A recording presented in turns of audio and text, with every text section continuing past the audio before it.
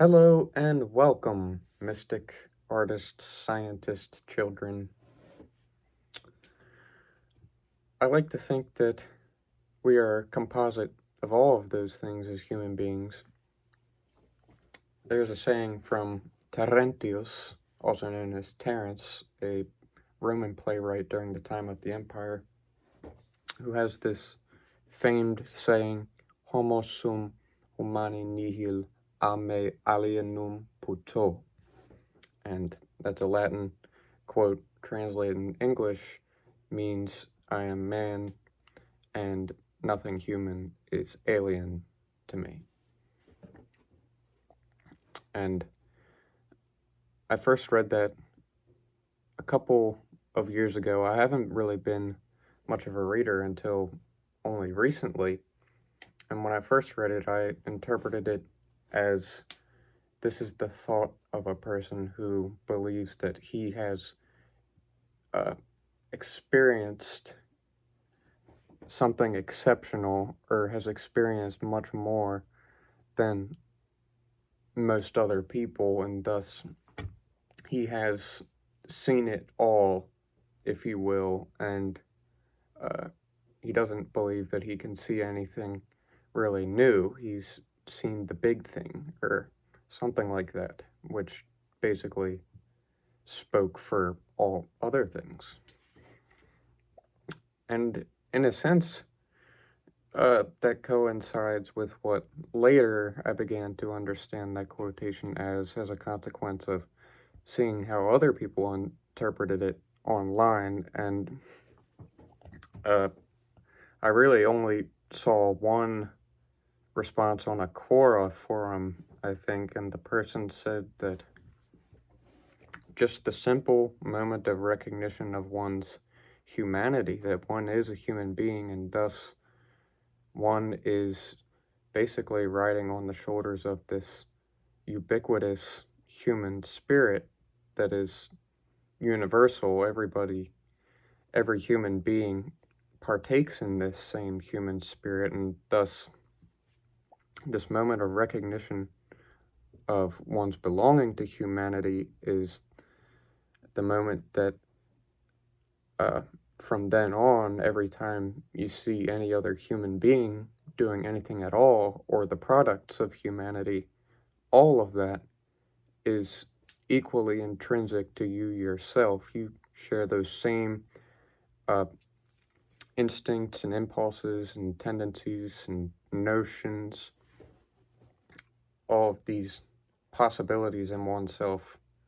owing to the human spirit that you share with everybody else. That, there's many problems with trying to imagine placing oneself in the shoes of another.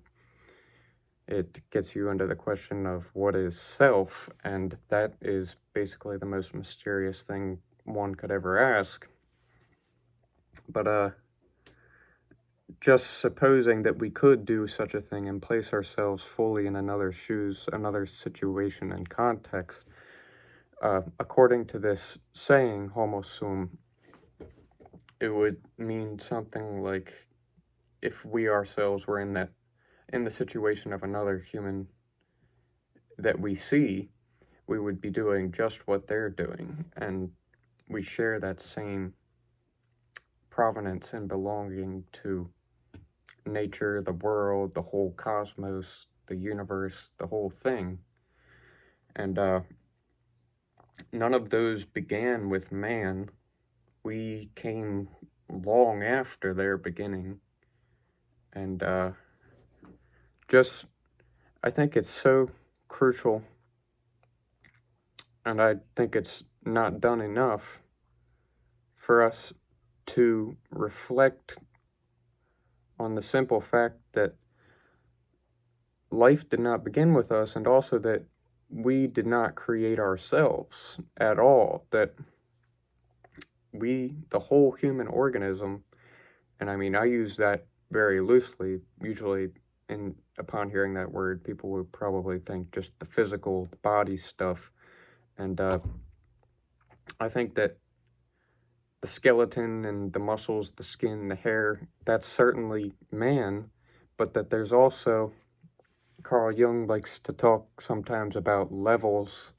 of the human being. So if we entertain that idea for a moment, and I probably will be throughout the video, if we went,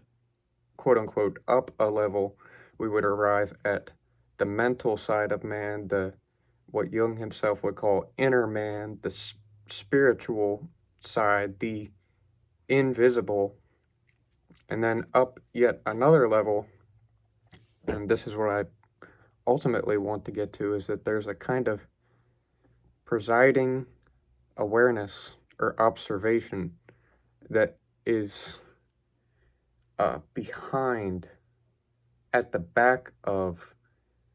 that inner mental spiritual existence of man, and also his physical skeletal existence, where he's moving through the world and associating with these people and performing all of these movements. There's that kind of, it's like a voiceless presiding presence which sees the inner life of oneself, but also how one behaves outwardly in the environment and world that we share as a society. And so, to add on to my little composite formulation that I gave at the beginning, what was it? The mystic, artist, scientist, child. I thought out this beginning beforehand, obviously. I'd like to do that sometimes because it kind of gives some purpose to the rest of the video, but to add to that little composite, I would also say that man is a kind of magician, that daily, I like to think that we're always, all of the time, performing little magic tricks, and these tricks go to make up our experience of life, but also how we affect the world, what sorts of effects we bring about in the world. It's, each of us has our own kind of alchemy and magic going on in us, where we're adding to the world, we're having certain thoughts and experiences, and this is just an ongoing process that's going on all of the time in the quote-unquote lower levels of what we are, because, as I will get to, Husserl and Jung, I will be honing in on them here in particular, I think just so plainly we're trying to teach people a kind of art of seeing, or science of seeing, that they were trying to educate modern man about the possibility of a reflective consciousness, and that this is something that can happen to a person. One can just have a reflective moment spontaneously, and this does happen, but they were trying to make this a kind of a regularity, that we get into the habit of reflecting on our experience. And Jung, in particular, saw the value of this in the bettering of the person, the evolution of the personality. And for Husserl, it was a matter of evolving science, that for the industry of science to evolve, we need to be able to properly reflect on our experiences from I can only say truest perspective, that there is a kind of absent-minded perspective of things that's not very scientific, and in such a perspective we're not really going to get the findings that we really need to evolve as a science. But that if we can only, as individuals with a kind of peculiar human way of seeing, this almost silent, voiceless observer that we all have, and which is basically the greatest mystery ever, if we can only get there, then science will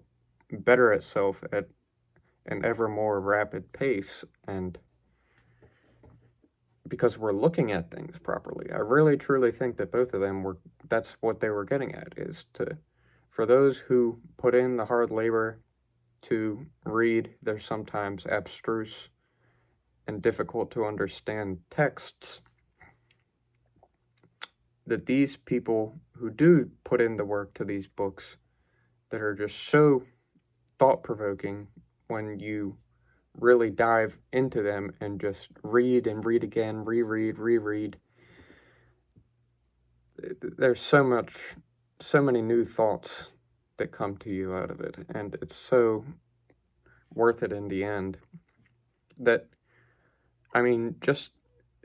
taking this, I mean, both of them have also very lucid and easy to understand texts as well that are great. But just considering for now their more difficult texts, that they are weirdly phrased, and each sentence is just so particular, and you have to work so hard to see properly what the author is trying to say. It's almost as though they are entirely aware that in their writing they are trying to train the reader in this kind of art of seeing that they are trying to promulgate in their own several ways. And as I said, for Jung, it was more about an evolution of character, that rather than be infantile and barbarous and immoral, basically a nuisance to ourselves and to other people, causing unnecessary troubles and just moving through life very clumsily and violently wrongly. We all know what that looks like, and I mean, if we're being honest, I would like to think that we all are that person who just is an utter burden, because in such a state, what Huxley calls the unregenerate man, and that's also used by other more religious and Christian sorts of authors to describe the type of man who, as it were, has not found the kingdom of God, the upper levels of human existence, and thus has lost purity of heart and has become kind of a toxic person. That this seeing wrongly that Husserl and Jung were trying to train against at once makes one a bitter person, and it also makes one unavailable to scientific facts that one could be receptive to if only one were not stuck in this infantile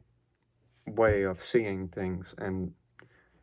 a sort of childish attitude where you're not considering what you need to consider. And another virtue of reading the books of these fine men is that they get your feelers out into so many directions intellectually and visionarily. It's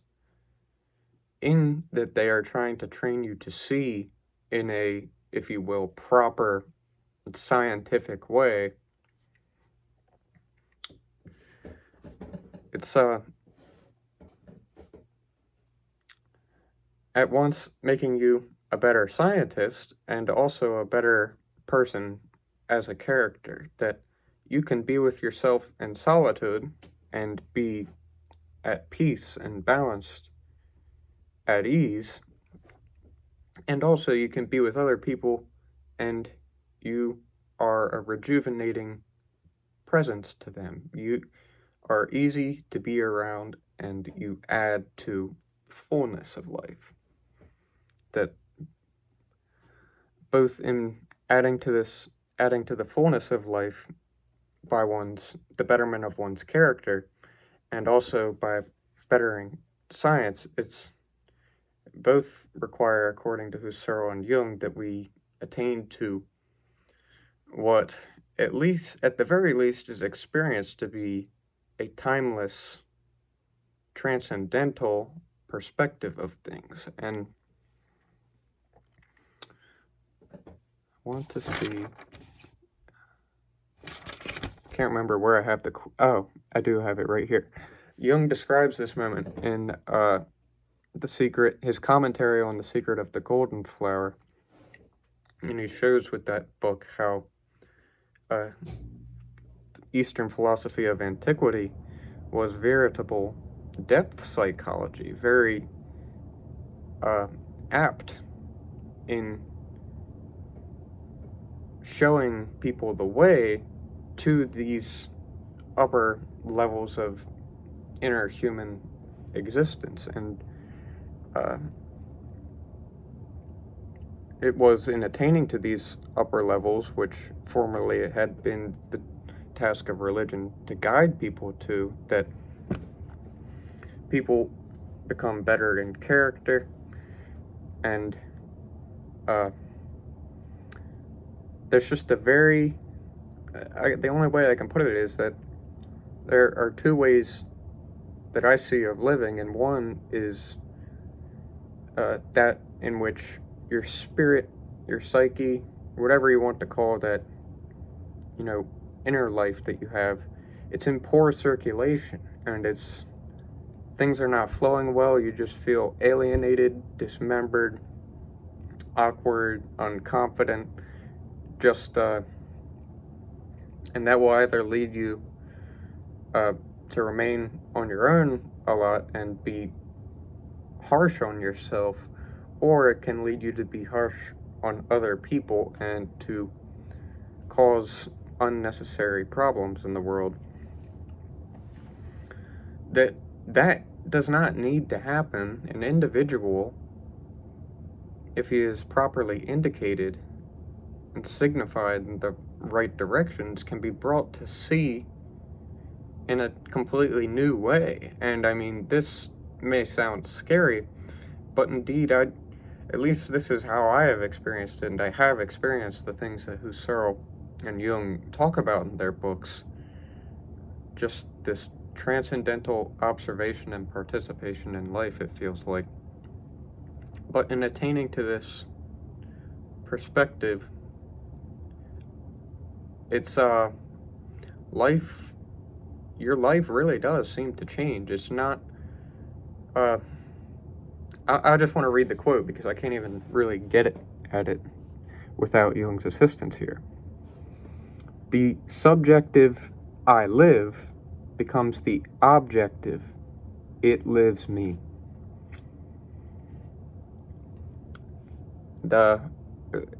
One has the sense in such a moment that it's not really anymore I am this person thrown into this world and I'm kind of uprooted and separate from it, but you recognize yourself as part of such a long continuous chain of history, and one has the sense that life is looking at itself through you. And this is the sort of perspective that I'm trying to describe. And as I said, it had been the task of religions for thousands of years to point people in the direction of such a perspective where you're not in that unregenerate, unsatisfied condition where your life is merely desire and then basically unending desire, because our satisfactions are so fleeting, and it seems to be habit for all of us to seek fulfillment in life in the satisfactions of our desires. And then the older we grow, or the more intelligent we become, we begin to look at our own lives and just see that we just keep falling back into the desire, as Schopenhauer says in his book on suffering in the world. And he says that the downs just infinitely outweigh the ups of life, and he moreover says that it should not have happened. This seems to be a psychological state that intelligent people arrive at, that they look at the total situation of life, they look at their own life, and they see everything to be vanity because time rules everything, and thus our satisfactions are fleeting and they don't really amount to much but a pleasant moment in between intervals of,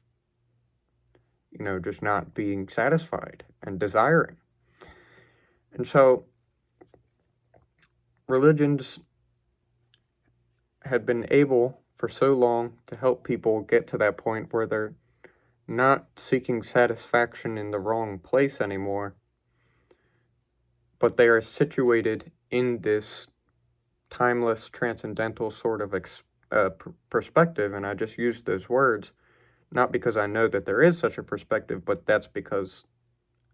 it seems to be what the experience of it is like.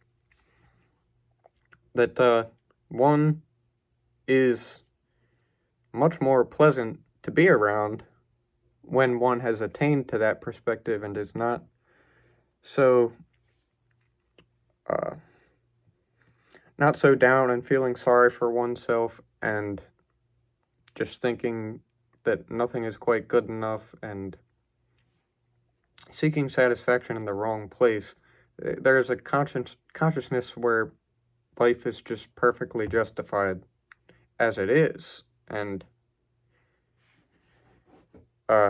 it's actually the simplest place, and I think that we are precisely there for our childhood, and it progressively is lost the more conscious we become, and we start to feel atomized and separate and uprooted from life, a victim of it.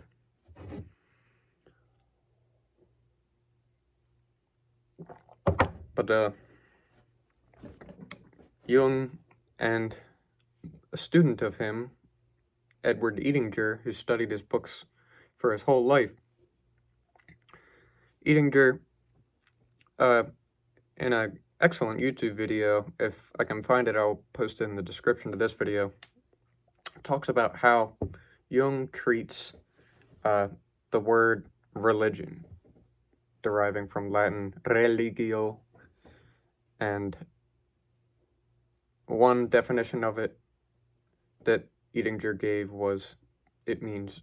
to bind back, and also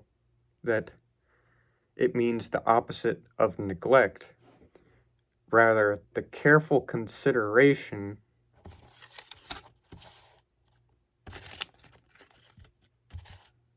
I wanted to see if I could find it. I have a ton of notes in front of me just so I have careful consideration of the background. Just think about the truth that we as humans, as existing beings, it pertains to all things that exist, there's a background, and that time really does rule existence and unfold its history. That we're part of that unfolding, and we didn't create ourselves, we didn't create time,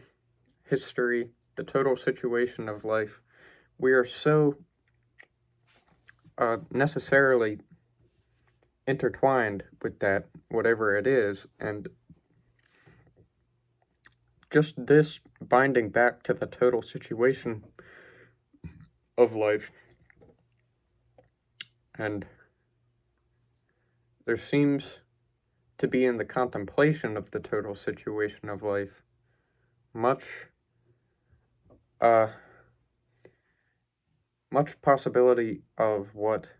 some would call mystical or religious experience, because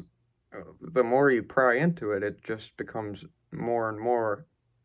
mysterious. And we can say God created it or not,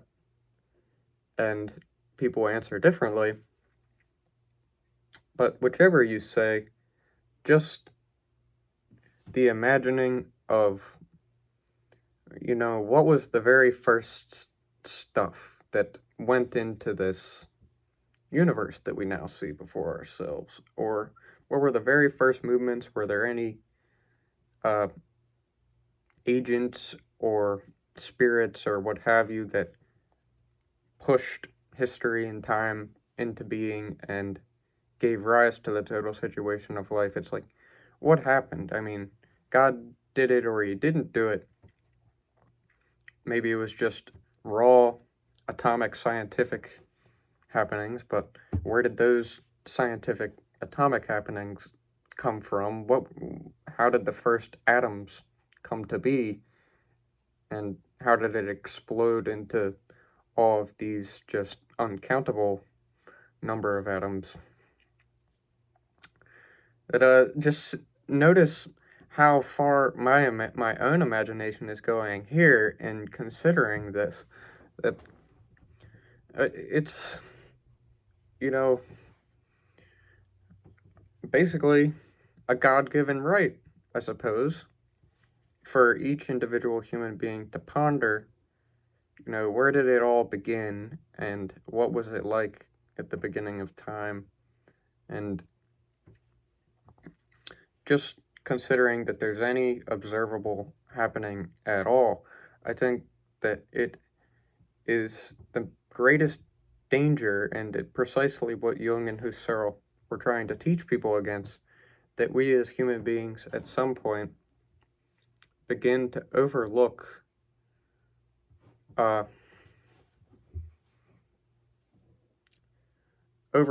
some of the more luminous and exciting facts of life. And it's in childhood we have this given receptivity to the fantasies that we have, and we can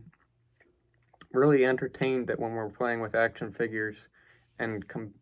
putting them into war with one another, that they really are in war with one another, and we can really see that. And that capacity, that capability remains there for us when we grow older, but it begins to weaken because we're taught against it, that's imagining things as childish, and philosophers don't get jobs, and, well, there are times, quite often actually, that I think that see, here's where I run into trouble. I don't know about the continuation, but I would probably instead say the actualization, in the highest sense of that word, of our species rests on the fact that there continue to be philosophic type peoples who do branch out with their imagination and consider possibilities and try to innovate, and that we in our day very much train the young against that. But Jung saw great potential in people actually interacting with their fantasies and their notions that they have inside. He saw this as actually integral to the perfection of one's character and making one much less of a problem than one has to be, and perhaps very contributional to the world, that you can actually bring some pretty good things to the table because you have taken care of yourself inwardly. And just what strikes me so much is that what Jung calls therapeutic effect par excellence, which is this basically timeless perspective, and he describes it figuratively as being outside the world. You use quotation marks there because that's what the experience of this sort of perspective is like there's what Husserl would call the empirical ego. The empirical ego does things in the world, does things with the skeleton, and moves about in the environment, but also thinks and has all of these internal sort of mental, spiritual actions that it does. And there's a way of being lost in all of this noise and commotion, if you will, of the empirical ego and thinking that's your true identity. And unbeknownst, there is this consciousness or place of observation at the back of all of that, which is basically looking down on this empirical ego as what Husserl calls a transcendental ego, that what Jung calls the therapeutic effect par excellence, that he always strove to bring about in his patients, to make them better, more effective people and characters who can bring something to the table. This precise same consciousness seems to be exactly what Husserl was teaching for scientists to be better at what they do and to be better observers so that they can reflect on more aspects of their experiences from a proper perspective. And he has his famous method, epoche, which can be translated suspension of judgment or reduction. He also calls it transcendental reduction. He calls it many things, but with those and certain other terms that he has formulated, gives so many ways that in the everyday experiences that we all have, I mean, you don't have to go anywhere or be part of any special institution to be inquisitive about your own experiences and investigate, pry into them, probe into them, and consider that what presents itself to you at first, at any time, hides so much invisible stuff around it that you're not seeing, and that by honing in on some specific happening, you can choose whatever it is. I mean, as general or specific as you want. You can just hone in on any one. It could be an object, it could be an event of some kind, and just notice how your consciousness has constituted it. And Husserl notes that all experience occurs in succession. If you can remember the succession of how you experienced a certain object, like I'm talking about physical objects, but really we could also expand that and just say object in the phenomenological sense that Husserl gives. Everything that is seen is object. It can be thought, it can be a sensation that you're having, so inner stuff, but it can also be physical objects. It can also be events that happen out in the world or in here, or really anything, just distinct experiences of some kind, which are constituted in such a way to be objects, which you can describe and say, this table is a table, or anything. If you can bring your attention back to these everyday happenings, there is a way of exploring what Husserl calls their horizons and really beginning to see those things that at first, when you first experienced them, were not apparent. And just his method of epoche and the phenomenological attitude, it, in my experience, facilitates the self-disclosure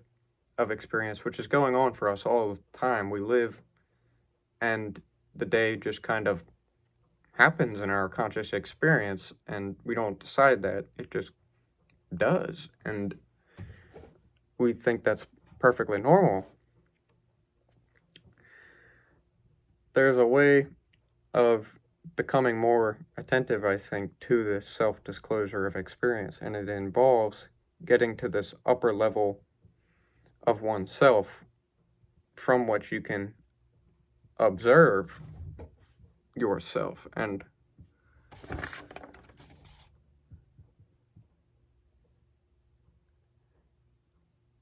I have so much written down, and there's so much I want to say, but I've noticed in our time that it's become kind of odd for people to talk very much about religion or even philosophy, and mainly people are more concerned now about politics and entertainment and social media and all that. But since I was a kid, I just always had this wondering whether there's more to us that we're not seeing, and that we could be doing a lot more. We could be doing a lot more as human beings, and whether or not there is any way for us as individuals to optimize ourselves. And that might be a kind of crude way of putting it, but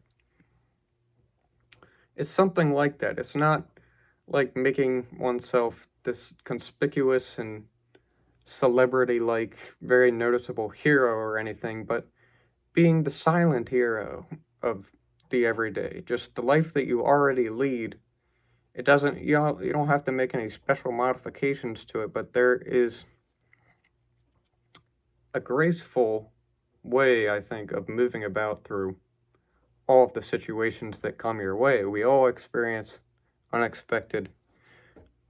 happenings, and things go wrong all of a sudden, and I do think that there are more or less graceful ways for us to get through these, and just from what I have learned so far, getting through these phases seems to be a lot more easy and smooth when we don't get lost in identity, too much in identity with the empirical ego. That is a part of ourselves, but that we also mediate the empirical ego with this sort of silent, present I, which watches our experiences, watches our inmost thoughts and sensations. Also, we ourselves as skeleton, I feel like I keep saying skeletal people who move about in a physical world that we all socially share. That is us, but it's not the whole of us, and Husserl and Jung, in their own ways, certainly tried to point people to this basically upper level of oneself, from which standpoint you can observe not only yourself, your character, your personality, your thoughts, all of these as they're evolving, but anything that you concern yourself with at all, and thus it makes you a better learner of whatever it is that you are dealing with. And just entertain the fancy for a moment that every single moment of your life there is the possibility of an insight, a realization of some kind, and that if you could only get to the right place inwardly, it would come to you. I think both Jung and Husserl were trying to train people for that place, and for me, it seems like it worked. Just the more that I really reflected on the things they had to say and tried to see them in myself and carry them out in myself, it's the whole demeanor of my thinking changed drastically, and I couldn't stop thinking about these ideas, but also just living life as I do ordinarily every day working my job, going to school, moving about in the world from here to there, driving my car, all the usual things, everything usual began to take on this flair and this state of being interesting. And yes, I want to investigate that further. Just the simple thoughts and perceptions and considerations that I would have, the usual stream of consciousness, just became so interesting to me because I began to see, as they did, this kind of natural self-disclosure of my immediate experience, that I did not create experience, my psyche, my thoughts. It's moment to moment, they're just, as it were, filtered through, and I see very specific things moment to moment, and I think that these specific things can be observed and investigated more or less thoroughly. And for Jung, the observation and investigation of these, just the simple happenings of our everyday consciousness, leads to an improvement of character. And for Husserl, it improves the scientist. And so I think I'll end it here.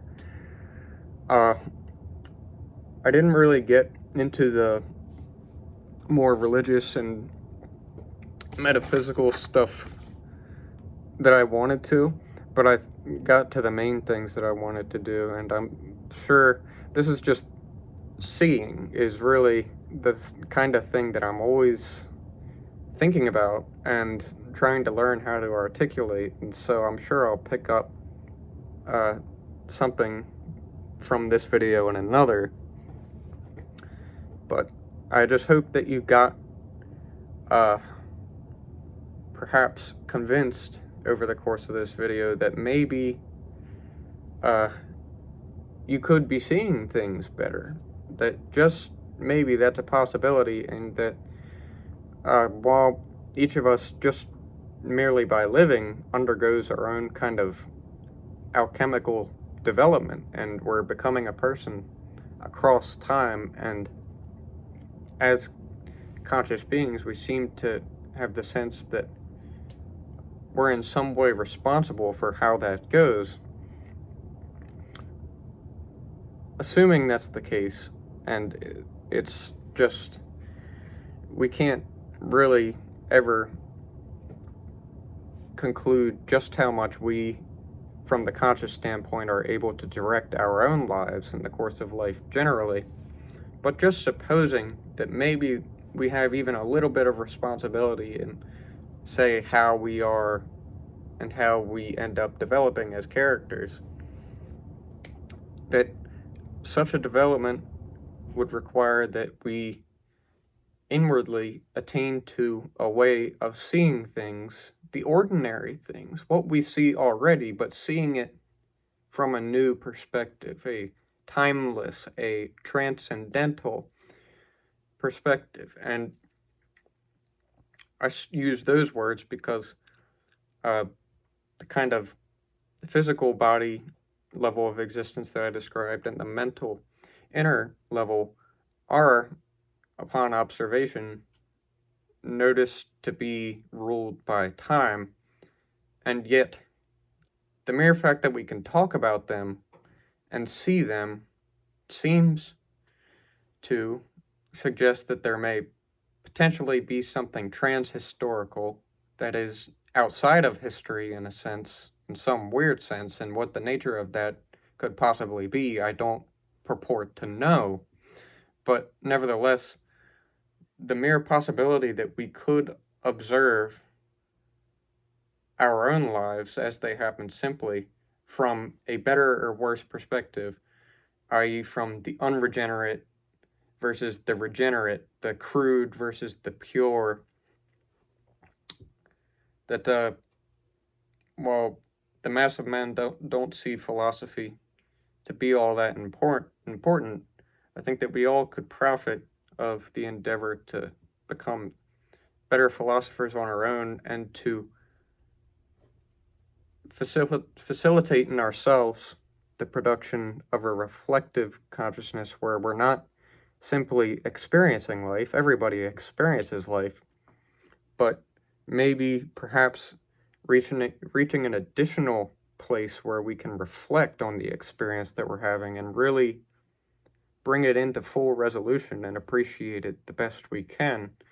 Every little thing that we experience, I think we should just drink it all in, and if you can help it, don't overlook what you experience, because at least this is what I have found, all of what we experience hides things that we don't at first experience until we open ourselves up to whatever those mysteries are. So I'm going to go. Thanks, guys.